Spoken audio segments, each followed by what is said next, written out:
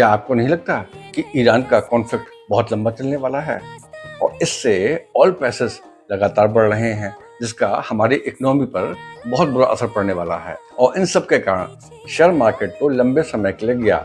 मेरे एक क्लाइंट ने मुझसे कहा, मैंने पूछा, आपके हिसाब से ये लड़ाई कितनी लंबी चलने वाली है और इसका इंडियन इकोनॉमी पर कितना असर पड़ेगा? उसने कहा, चलने को तो 1 साल भी ये लड़ाई चल सकती है। मैंने कहा, इस चार्ट को देखिए और समझिए कि जब रूस और यूक्रेन की लड़ाई शुरू हुई थी तो सेंसेक्स अपने टॉप से 13% गिर गया था और मात्र 52 दिनों में सेंसेक्स अपने बॉटम से 24% ऊपर था। कोविड जैसी विकट महामारी में सेंसेक्स अपने टॉप से 38% गिरा था और केवल 200 दिनों में ये अपने बॉटम से 148% ऊपर था। मैंने कहा, इस तरह की गिरावटें लगातार आती हैं और ये गिरावट लॉन्ग टर्म इन्वेस्टर्स के लिए अपॉर्चुनिटी लेकर आती है, क्योंकि अल्टीमेटली आप म्यूचुअल फंड के थ्रू इंडिया की इकोनॉमी में इन्वेस्ट कर रहे हैं और लॉन्ग टर्म में हमारी इकोनॉमी बहुत सॉलिड है।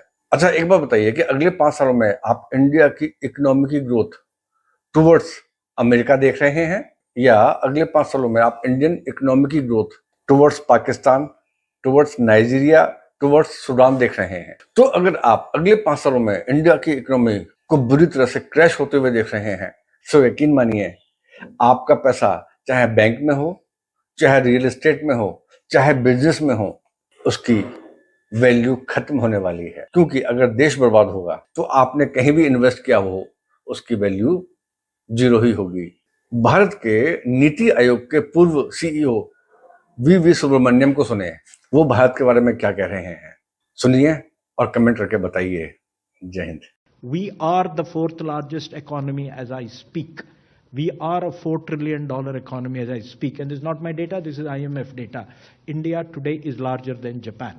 So it's only the United States, China and Germany which are larger. And if we stick to what is being planned, what is being thought through, it's a matter of another 2.5 to 3 years, we would become the 3rd largest economy.